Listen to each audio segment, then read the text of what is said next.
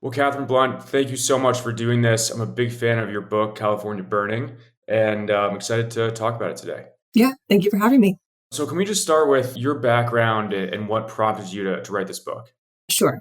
I have spent my whole career in journalism, first in San Antonio and then in Houston. And when I was living in Houston, I joined the Wall Street Journal in late 2018. Our energy office is based there. And that was 3 days before the Camp Fire that destroyed the town of Paradise on November 8th, 2018. And it became clear within a matter of weeks that PG&E was going to be a really big and important story because the company made a disclosure that it was very likely that one of its power lines ignited that fire. Ultimately, within a couple of months, it sought bankruptcy protection, citing $30 billion in potential liability costs tied to that fire and a series of fires in 2017. So I worked with a couple of very talented colleagues to kind of examine not only why the factors and circumstances that led to that particular disaster, but really the many challenges that coalesced over the course of about 20 years to create such challenging circumstances for this company. That work was really the foundation for this book, which I went on to write myself. And I was grateful for that opportunity because it is such a complex story. So to have the chance to tell it at length was really valuable. And I'm glad to say that's the feedback I've gotten from folks in the industry and outside. Yeah, it really is a complex story. It weaves policy and technology and politics together, and it's particularly meaningful for people who live in Northern California. We can get into that more. But so just taking a step back, and this has changed over time, and we'll talk about this, but what role does PG&E currently play in California? PG&E is the utility monopoly serving pretty much all of Northern and Central California as a service territory covering 70,000 square miles.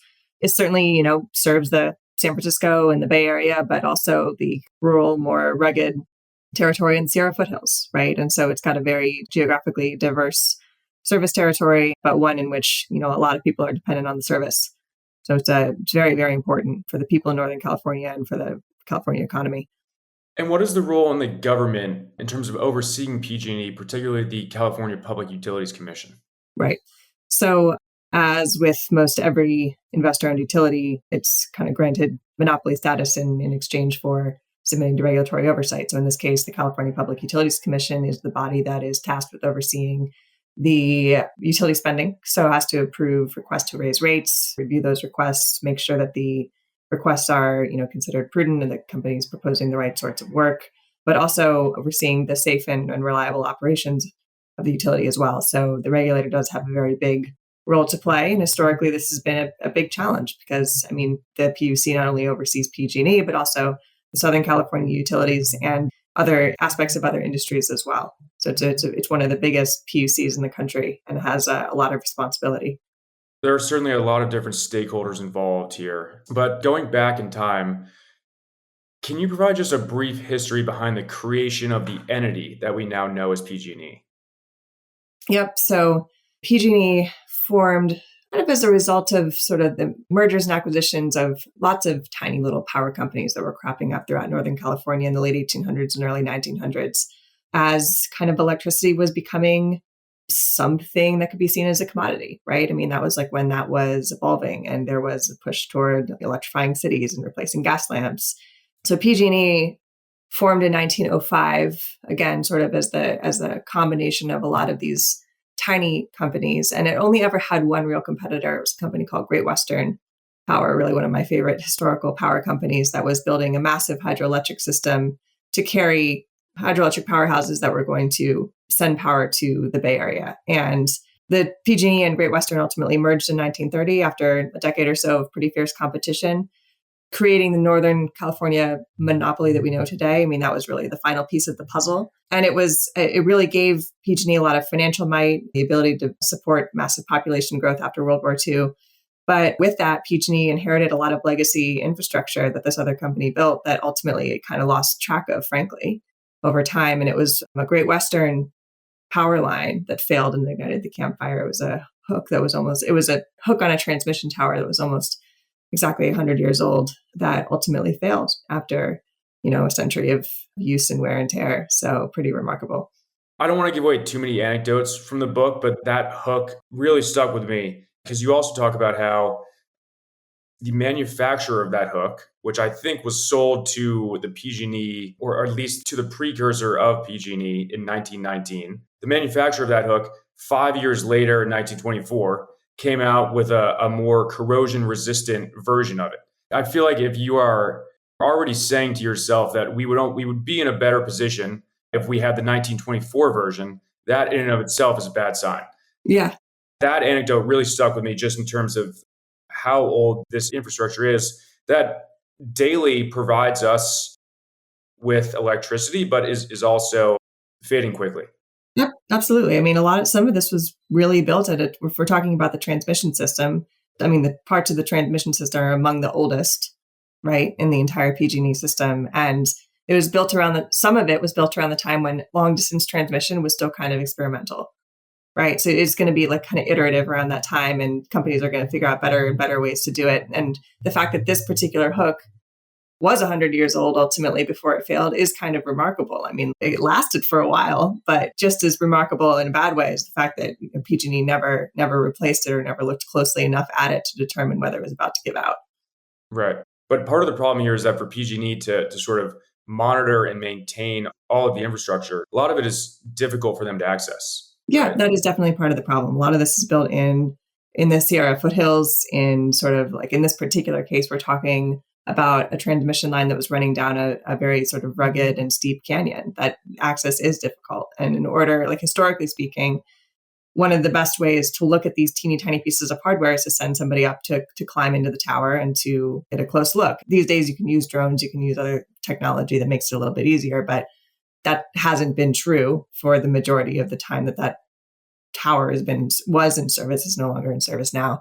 It's kind of, when you think about the calculation there, though, I mean, you think about sort of the man hours and the labor and the cost of like actually sending somebody there, whether it be by helicopter or somehow by truck and then on foot to get up there. I mean, yes, it's costly and time consuming, but then you think about, I mean, the cost of what happened in the aftermath of the failure of that hook, right? Like action is much less costly than inaction. I think PG&E is coming to learn that very much so. Right. So that's a good segue into just the business model of an entity like PG&E. So I can go buy shares in PG&E. What are investor funds typically put towards for a company like PG&E? Right. So if you're an investor in PG&E or any other investor-owned utility, right? That's the model. What you're basically expecting a guaranteed rate of return on your equity, right? I mean, that's kind of that is the business model. So the regulator allows PG&E to recoup costs. That's kind of two buckets, right? There's big capital investments that add to the overall value of the system. And there's day-to-day operations and maintenance costs. I mean, replacing teeny tiny parts like the hook we're talking about, doing inspections, doing surveying equipment, making sure everything is running as it should. And so you can recoup both of these things. You can recoup the cost of the capital investments. You can recoup the cost of O&M. But on capital investments, the regulator authorizes a set rate of return. So, you invest $100 and you get, an additional 9 as a 9%, 10%, in some cases, 11%, 12% rate of return. And that's what sort of investors are banking on and come to expect. And so utilities that are strong financial performers are good at sort of minimizing O&M and freeing up money to invest as capital, and therefore earning better and more consistent returns for shareholders. But the balancing act is making sure that you're not cutting too close to the bone on that really critical O&M, because that is really what is necessary to guarantee the safe and reliable operation of the system. And PG&E historically struggled to strike that balance properly. It cut too close to the bone on certain inspections and maintenance practices, which is what led to some of the major disasters that we've seen. But PG&E is not the only utility that's struggled with this. It's just had some of the most catastrophic consequences. That's the trade-off that PG&E leadership has to make, right? They can either spend that money maintaining systems, which would reduce the likelihood for some sort of tragic event. That would also be very costly. Or they can apply those funds to future projects, right? Yes. I mean, it would be, if we're talking about projects, I mean, basically the way to think about it is what adds to the value of PG&E's system, right? Is it a new transmission line worth $10 million? Is it upgrading a bunch of substations? Now the substations are worth more money. That's a capital investment. I mean, the inspections and the maintenance, it's hard to, even though it has value intrinsically, it's kind of hard to value it financially. So that's why you just recoup the cost without making a return on it. Right. So I think in reading the book, it becomes apparent that there are some drawbacks to structuring utilities in this way, in the sense that they are shareholder owned. What is the argument for this structure? Like, is there an argument that it's the sort of least bad way to do it? There is that argument. I mean, the reason this model even came to be is it was understood to be the most efficient means of these companies having access to capital, right? It's a very capital intensive business. And I mean, what are your choices, right? It's either private investors or basically taxpayer money. You see an investor owned model in which money comes from private markets or just comes from stock market or debt or whatever. You see in some cases like city owned utilities, municipal utilities, in which it's all taxpayer funding, muni bonds and such. And then there's a kind of a model that you see in more rural areas called a cooperative, in which the utility is owned by its customers, but they don't have access to capital like an IOU, right? And so there's this idea that this sort of regulated, guaranteed, I mean, for the most part, unless some massive disaster happens, a utility company is basically guaranteed not only revenue, but profits, right? Like, why wouldn't an investor want to own it? And so that's been the argument, but you're beginning to see this kind of break down in the context of utilities incurring massive liability costs, which is what we're talking about. But yeah, I mean, this stuff costs tens of millions of dollars to maintain, like new infrastructure costs billions of dollars to build. And so that's, again, the simple argument is access to capital to do that efficiently and effectively. Right.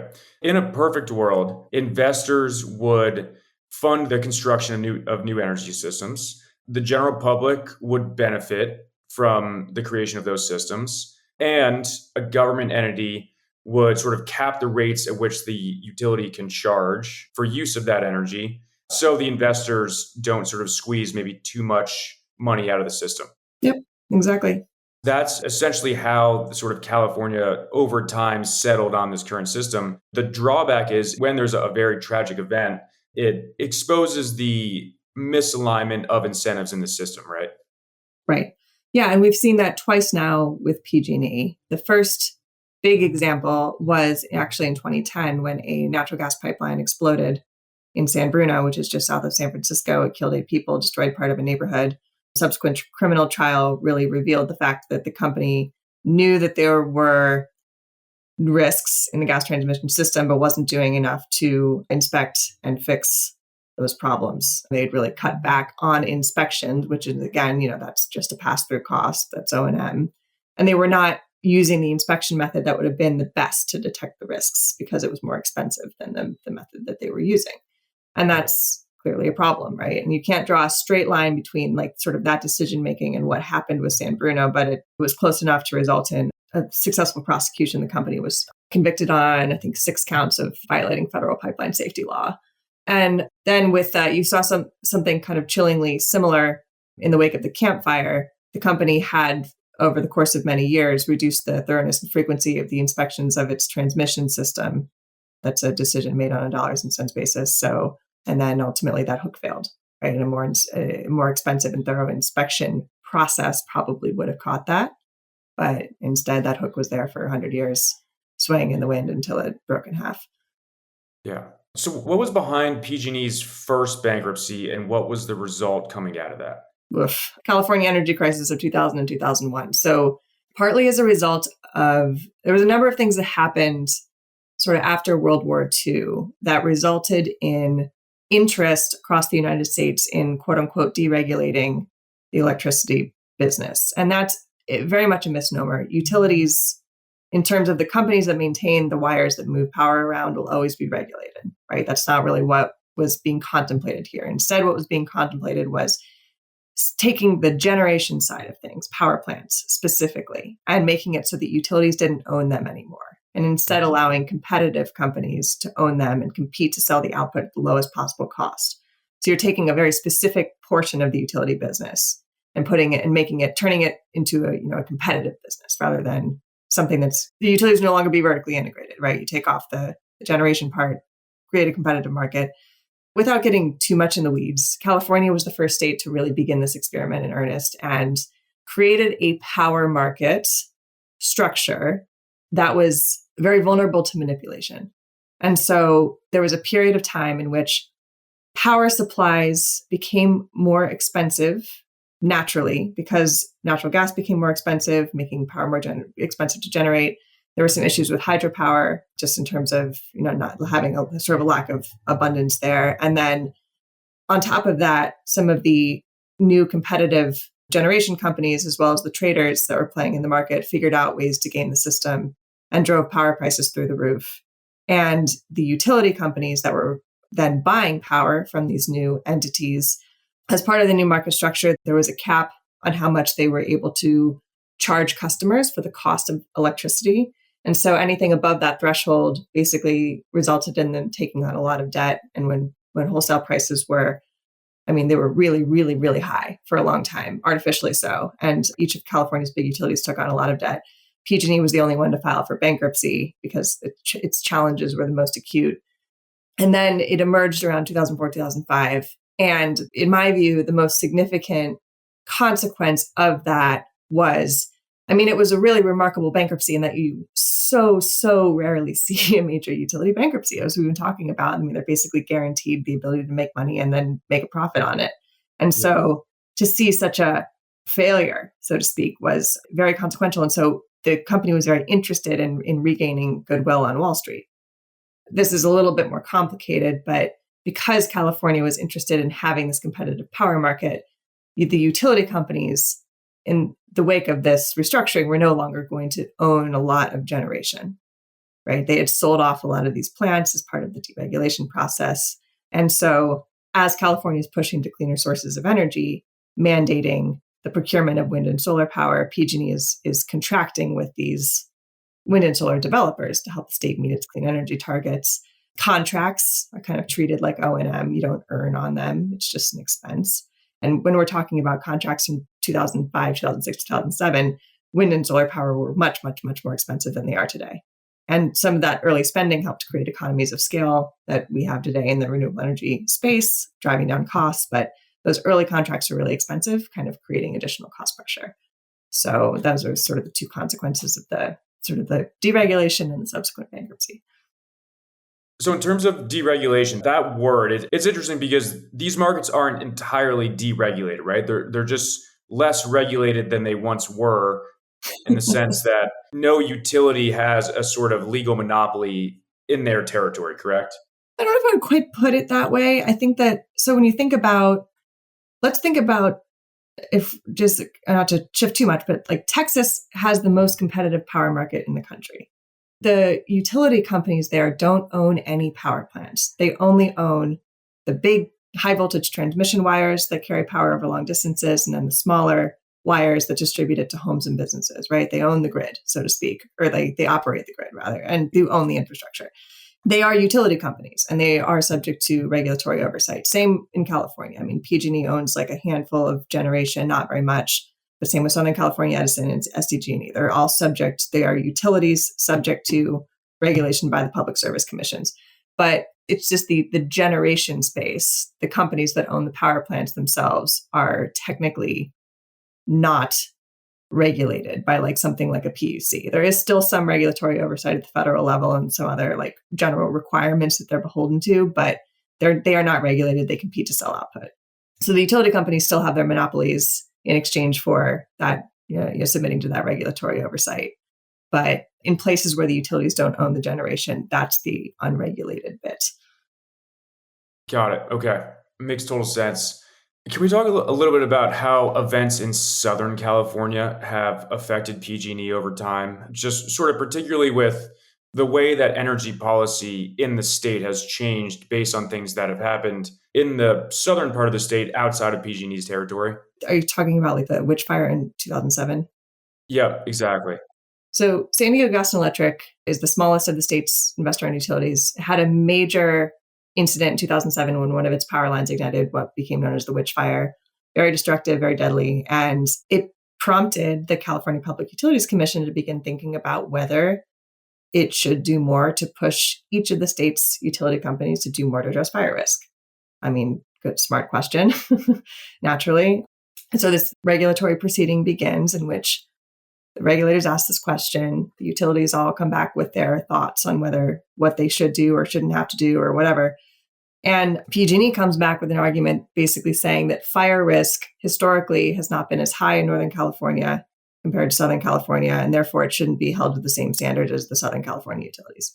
Frankly, a pretty specious argument even at the time, because in 2008, there was like 1,500 fires that ignited throughout California, a lot of which were in Northern California. And you could even just see it from space, like a satellite passing over just showed this gray cloud just emanating from Northern California. And these fires were mostly lightning caused. This was like not a big thing for PG&E itself. But nevertheless, it was showing how the risk profile of the Northern California service territory was changing. And the reason was you're beginning to see at this time some periods of very severe drought, which pretty much decimated the health of the forest. So all of a sudden you've got thousands of trees dead, then millions of trees, then tens of millions of trees. And so the consequence of infrastructure failure becomes much higher at that point, right? If a power line fails in a forest, what might have been a 3-acre fire pretty easily containable all of a sudden blazes out of control because there's just no shortage of fuel, right? And so nevertheless, the PUC ultimately agreed with PG&E and said, PG&E, you do not need to create a formal wildfire prevention plan, whereas the two southern utilities do. And so as a result, San Diego Gas and Electric and Southern California Edison really began thinking about wildfire risk mitigation more formally and much earlier than PG&E did. And it ultimately took the two kind of disaster years that PG&E had, first in 2017 and then 2018, for the PUC to really require and demand the same of PG&E. And so it's unfortunate that it so often takes a disaster. And in this case, more than 100 people died collectively. Yeah.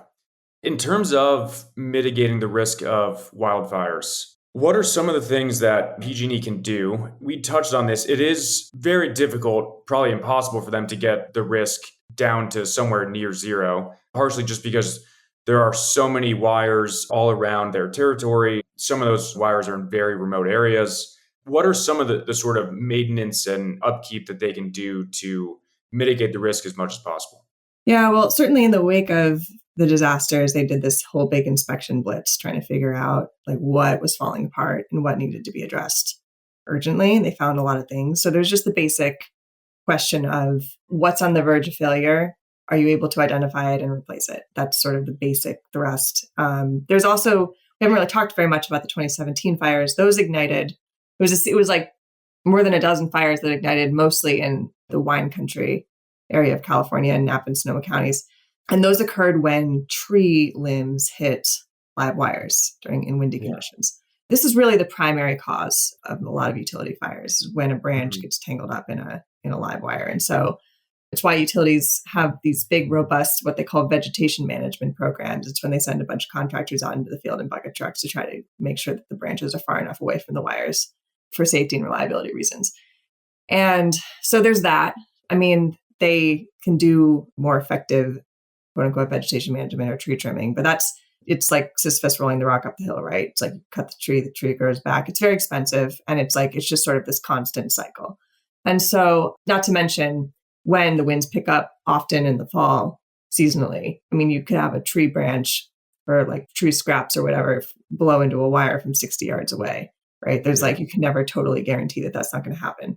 And so PG&E has been trying to get its arms around this, and sort of the two mitigation measures that it's been relying pretty heavily on is sort of twofold.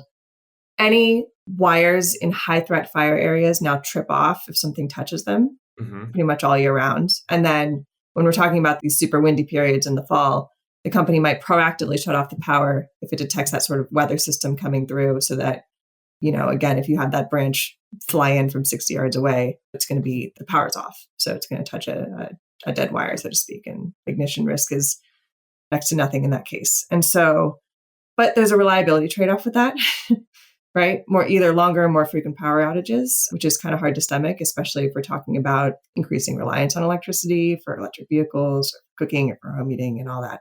So the question becomes what is the permanent risk reduction measure? And I think there's always going to be some combination of these tools used. PG&E has been pushing for a strategy that would involve burying a lot of its highest risk circuits so that, because if it's underground, it can't get hit by a tree or, it's like the ignition risk is basically nothing. But the problem, though, is just that that's not only time consuming, but also expensive, which has been a tough pill to swallow in a very inflationary environment in a state that has some of the highest electricity rates in the country. Right. And that type of project is not the type of project that investors would recoup a significant return No, on. it is actually. So that's the other part of it. Some of the pushback from sort of like consumer advocates is like there are cheaper ways to do this that aren't possibly not as beneficial to shareholders, but like they've been, so another mitigation method that's been contemplated is insulating the wires. So it's called tree wire, right? So if a tree touches it, the ignition risk is much less. It's not zero like it would be if it's undergrounded, but it's less. So they're saying like you should do more of that in conjunction with other technologies and tools, and it wouldn't be as expensive. It would be substantially less expensive. But PG&E instead is saying we want zero risk on these circuits, not a little bit of risk. Right. I saw a video recently. I don't know if it was in California, and I'm not sure when it was from, but there was basically a sort of giant chainsaw that was hanging from a helicopter, and the helicopter was kind of hovering over a power line and swinging the chainsaw back and forth along the tree line. Yeah. It basically reinforced to me just how difficult it is to mitigate that wildfire risk, which, as you mentioned, is often caused by trees falling on live wires or something, just the amount of vegetation around those wires, which have electricity running through them. Yes.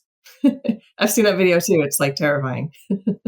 Yeah. And I think you mentioned in the book at some point, it may have switched again since then, but there was PG&E at first, they tried to have the tree line 1.5 feet away from the wires, and then they switched that to 4 feet back. It may have switched, but it's just not super easy for them to accomplish that right away. No, and that was a result of a change in regulatory requirements. So then all of a sudden, they're already spending a ton of money working trees to a certain standard, and then the standard changes and the worker crews have to go back out and do it all over again. And so, vegetation management is very challenging for a lot of reasons. Yeah. So you mentioned this, but can you talk a little bit about the role that climate change plays in this book, both in terms of the environmental impacts, obviously, as well as the policy side in California? Yeah. So most simply, the periods of devastating drought that made it so that there was tens of millions of dead trees throughout Northern California. Scientists say unequivocally these droughts are made worse by climate change. And so that's not to say that climate change has caused this problem, but is playing into it, right? It's like a hotter, drier climate means less water for the trees, made worse by the fact that if you have a tree that's on the verge of dying, it invites these invasive pests called bark beetles that just kind of finish it off. So you've got like a bark beetle infestation and periods of drought. So that again, if a power line fails in the middle of the forest, the prospect of a massive, uncontrollable wildfire is higher than it's been historically. So that's kind of problem number one. And California, of course, was one of the earliest movers in thinking about climate change in the context of reducing carbon emissions. And the utilities became key in achieving some of the state's climate targets because the state began pushing early to facilitate the push to renewable energy and requiring the utility companies to go out and contract for increasing amounts of clean power, mostly wind and solar. And both within the company, or within the companies, each of California's utilities, as well as within the Public Utilities Commission, this was like a good place to be, right? Like you're seen favorably by state leadership. It's kind of like sexy and new and like it's a good story, right? We're like trying to reduce carbon emissions. We are, whether you're at the utility company negotiating the contracts or you're at the PUC overseeing the execution of the contracts, there was just a lot of time, money, and resources spent on this endeavor on both sides. And as a result, on both sides, there was less emphasis on just kind of the unsexy day-to-day operations and maintenance stuff. This is especially true within the PUC, which is like kind of a thankless job to begin with. But like if you're going to do anything within the PUC, you want it to be on the policy side. The safety division was like pretty chronically understaffed and under-resourced for a long time and simply didn't have the means or the wherewithal to really oversee what the utilities were doing. They kind of like just sort of trusted the utilities to do their jobs and to file appropriate paperwork. And they just sort of like audited records for a while. It wasn't enough to really get a good sense as to the risks. That PG&E's case, PG&E wasn't aware of the risk either in a lot of cases, or at least the specific risks, even as they knew risk was building. So clean energy advocates like often think I'm saying that there's some sort of either or choice here. It's like you either focus on sort of like immediate safety problems or like long-term carbon reduction efforts. No, both have to be done at the same time. This early shift to renewables was largely good in a lot of ways. I mean, significant carbon reductions, again, helped kind of create this early spending helped create the economies of scale that we have today, meaning that wind and solar are so much cheaper than they were 20 years ago. But the unfortunate thing is like as California and the state's big utilities sort of like looked at this climate change issue over like a long term, I mean, PG&E in particular sort of failed to recognize the extent to which climate change was creating immediate risks that they needed to deal with imminently. And so I think the question for any utility at this time is like, as you're trying to achieve clean energy targets and such, I mean, do you have commensurate resources on the operational side to address climate-driven operational risk? And I'm certain that not every utility can say that confidently. Might be a tough question, but if you were going to give advice to incoming CEO of PG&E, what would you say? I often joke sometimes, I'm not a big South Park fan, but there is a really funny episode about Captain Hindsight. It's like, I kind of feel like I am Captain Hindsight. I kind of fly in and I tell you what could have been done differently, but I stray away from giving advice or being proactive in my assessment. But I think the big question facing PG&E right now is like, we were talking earlier about how do you reduce the risk? And right now, you've got just sort of this unfortunate trade-off in which reliability is being substantially impacted. And whereas I think that a power outage is almost always, always, always better than a catastrophic wildfire, even if it lasts for several days. It's like that's not an easy thing to ask customers to deal with. Not just because it's inconvenient, but you have people who are truly reliant on electricity, right? For medical reasons or any other reason that makes it so that anything more than an hour or two is really hard. And so what can be done to make that trade-off less?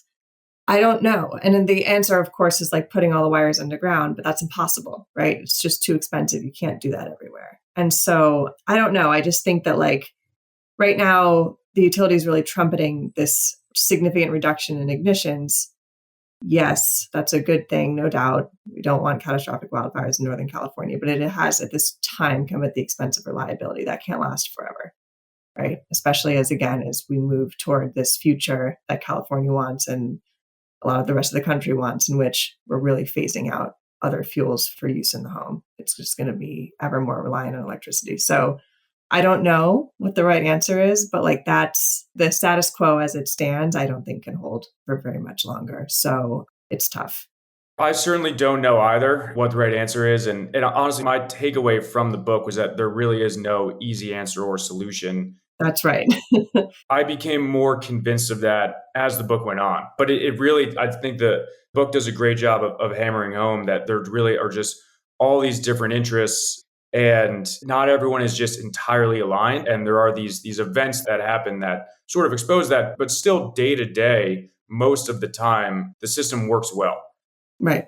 No, there is really no easy solution. And that's as frustrating as it is. Like, I hope that those who read the book come to understand that, because I mean, there's so much conversation as it relates to PG&E is like, oh, this would be as simple as a state takeover, or why doesn't San Francisco become a municipal utility, or why doesn't the company just bury all the wires right now? And just like stuff it's just none of this solves it. It's either, the solution is either impossible or you solve some problems while creating others. It's like there's no simple and straight path forward. If there was, someone would have found it and done it. Right. We've talked definitely about some of the shortcomings on PG&E's record. In researching for the book, I'm sure you talked to a lot of PG&E employees. What were some of the best decisions that you think PG&E leadership made along the way? Well, in the wake of San Bruno, PG&E actually did a pretty good job at overhauling the gas division to be much more safety oriented. In particular, I talked to the guy who spearheaded that transformation, and he was a lot of fun to talk to, for one, but he's proud of that work. It was difficult work, certainly. I mean, the gas system is complicated and there was all kinds of issues that they had to address, but they did so effectively. However, the gas division is much, much smaller than the electric division within PG&E. So the electric division is more complicated. I think that new leadership, when you think about PG&E, it's like if you are going in to be any sort of senior executive within this company, you are doing so because like you're motivated by the desire to like really affect change, right? I mean, if you're a utility expert of any kind, you can get a similar job at a less problem riddled utility and make just as much money, right? You're not doing this for the money. You're doing this because you're trying to make a real change in sort of the culture and operation of this company that just has not been able to get it right for like 20 years. And so I think that the new CEO, Patty Poppe, has been really trying to sort of break down some of the barriers that employees have historically encountered in trying to make leadership aware of problems, creating a culture in which people would feel more free to express their concerns and things that they've seen on the ground, and sort of like make it so that the leadership sitting in the top floor office knows what's happening in the field, which is really important. And so I think that that's smart. That being said, I mean, I know that there's still frustration among employees as to like how certain things are done and or not done, or, you know, we're talking like a 20,000, 25,000 person company, again, with a service territory that covers 70,000 square miles, right? It's just a gargantuan undertaking to like have a comprehensive view of what's happening. And so, yeah. And I mean, I think that there's, for the employees that have stayed, right? I mean, the company has obviously seen a lot of turnover over the last 5, 10, 15 years for sure, especially the last like 5 after the bankruptcy. Those who have stayed, I think they feel compelled to kind of do the job and serve the community. But there's like PG&E is really persona non grata in Northern California, right? I mean, most people really, really dislike this company. They don't trust it. They don't like the fact that they have to pay increasing amounts of money to a company that's just, again, has a really poor track record. And so I think contending with that is quite hard, especially for the folks who are closest to the people that they serve. And yeah, I mean, so I think it's kind of all over the place. I think that there's like certainly there's pride throughout different levels of the organization and finding success and reducing ignition rates and things like that. But this process is far from over. And then you have to contend with the fact that like it's going to be many, many years, if ever, that PG&E regains the trust of the people that it serves. Yeah. You talk about this, but it sounds like when you were writing, you spoke with certain PG&E employees whose families have been working for PG&E for generations, and they take pride in the fact that they deliver power to not only the PG&E territory, but the San Francisco Bay Area is a very important place in the whole world. And PG&E has, to some degree, enabled some of that growth and the sort of prosperity and the innovation that has happened here. It does seem like PG&E as an organization really wants to do the best job possible. And part of that too, I think I saw, so is your book required reading for certain PG&E employees? Yeah, it is required reading for senior leadership, which is gratifying to say the least, and other utility companies too, which is also awesome because I think that more of the industry is coming to understand that a lot of the problems PG&E has faced are like not unique to PG&E. So Yeah, totally. Taking a step back from PG&E specifically, at a higher level, what do you think the book is really about? Like, do you think there's a larger lesson for readers outside of the information they learn about PG&E and about California's energy system? Yeah, absolutely. I mean, there are a few challenges here that are kind of somewhat specific to California, but by and large, these issues are industry-wide, not just California specific and certainly not PG&E specific. I mean, if we're talking just about wildfire, just about wildfire. First, we see it in California, then in Colorado, then Oregon, then Colorado, then Hawaii, now Texas. The real possibility of utility companies being implicated in major fire disasters. And so I don't know if you saw this, but I mean, the Oregon utility grappling with major liability costs after a series of fires in 2020 over Labor Day is owned by Warren Buffett's Berkshire Hathaway. And in his most recent shareholder letter, he was really kind of calling into question the viability of the investor and utility model in the West, right? If you've got a utility company exposed to significant liability costs. And so it's interesting when you have a voice like that, right? Paying attention to this issue and recognizing that utilities exposed to fire risk certainly need to be doing more. And can they even do enough, right? This is sort of a question we've been talking about this whole podcast. But the issue of new climate-driven risks is not just a question for utilities exposed to wildfire. I mean, if you have stronger, more frequent storms or whatever sort of iteration of climate risk you want to discuss, maybe for a utility on the East Coast, that doesn't mean catastrophic wildfire, but it means a days-long power outage. And like that can be just as devastating. You know, in Texas, during the sort of the massive grid failure of 2021 as a result of the freeze, some people were without power into freezing temperatures for 4 days, and more than 200 people died, right? You have people like burning furniture in their homes or like running the car in the garage and, you know, having all these like life-threatening decision-making borne by that necessity. And so it doesn't take much to see how any sort of grid failure can become a catastrophe very quickly. And so I think that there are lessons not just for utilities exposed to fire risk, even though there's a lot of that. This really is an industry-wide problem that is becoming a more urgent conversation for sure. Right. You mentioned this in terms of the victims of some of these catastrophes. How ultimately did California settle on how to compensate them? Yeah, PG&E's bankruptcy was hugely, hugely challenging, right? And there was a ton of competing interests. What was really kind of dismaying was the fact that the savviest investors who bought into sort of both the equity and the debt side in the wake of the fires did just fine. Were really able to make quite a bit of money on this disaster, whereas the actual fire victims really got the short end of the stick. And so what happened was, not to get too complicated about it, but at the end of the day, PG&E had to settle 3 major classes of claims. The first and the smallest was with governmental agencies that incurred fire suppression costs and other things. Easy settlement for $1 billion in cash. That was the first. The second bucket was what was known as quote unquote subrogation claims. And what this means is that in California, utility companies are strictly liable for damages resulting from fires their equipment starts, like regardless of negligence, regardless of anything. So that means if I'm an insurance company and I paid a claim to a homeowner who lost their home in such a fire, I can go to the utility company and ask for reimbursement because the liability is ultimately theirs. So you had insurance companies that were seeking reimbursement on these claims that they paid to PG&E. But there was a lot of insurance companies that didn't want to sit around and wait for a settlement. So they sold these claims on the secondary market to mostly hedge funds and like for pennies on the dollar, right? Just so they could have like a little bit of money and just sort of wash their hands of this whole complicated thing. And then those financiers that had bought the claims at a discount managed to negotiate this like really big $11 billion all cash settlement on which they made a lot of money. And so then the company's out $12 billion in cash. And when it comes time to settle with individual fire victims and people who actually lost stuff in these disasters, it didn't have enough cash to fully satisfy the value of their claims. So the settlement ultimately was $13.5 billion, half cash, half with shares in the company itself.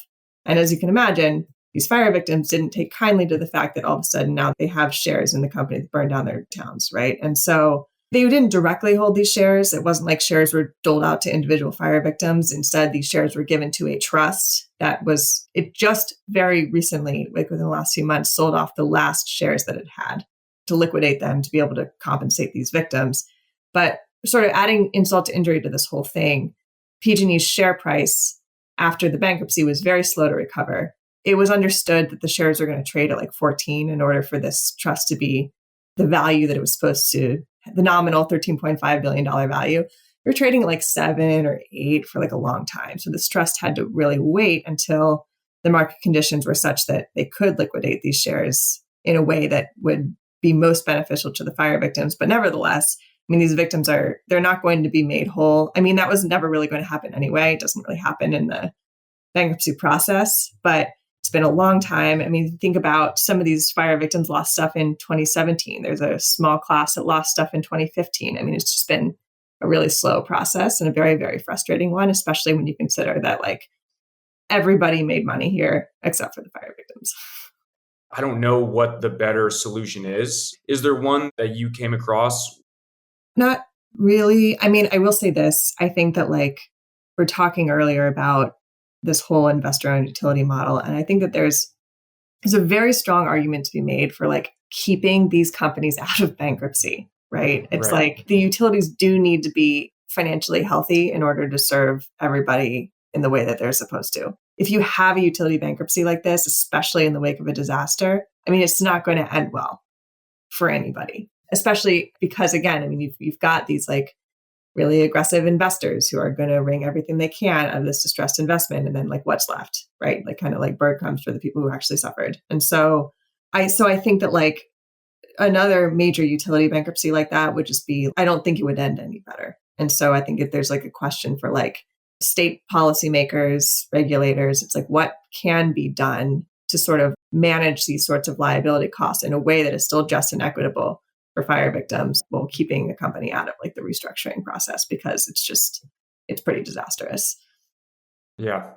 Well, to end on a more positive note, have there been any significant developments with PG&E that would be worth mentioning since the book came out? Significant developments. It was interesting. I mean, the end of the book sort of closes with this idea that the new CEO had to bury 10,000 miles of power lines, the idea being these high risk circuits go underground, they can't start wildfires. This was a really contentious thing, like last year when the company went to the regulator and said, we want permission to bury 2,000 miles as the first step in this bigger plan. And you kind of have consumer advocates and others come out swinging saying this is just too expensive. Like already, like inflation rates are XYZ, electricity rates are XYZ. Like, why are we going to add to it just for this sort of like experiment that PG&E wants to do to see if it can drive down costs? Ultimately, PG&E got permission to bury about 1,200 miles instead of 2,000, which is still a substantial amount. And like we'll see, PG&E's idea is that if they can do this at scale, then they can like line up the labor contracts and materials and other things that will ultimately make it less expensive over time. And the company's Yeah. argument is like if the circuit's underground, even though it's expensive to put 1 mile of wire underground, it's cheaper over the 40-year life of the asset because we're not constantly trimming the trees and we're like not having to constantly go out and patrol and all this. And I think that that is true. There's still like a question though about like, okay, like how much can you and I today be asked to bear to benefit like the customers 40 years from now?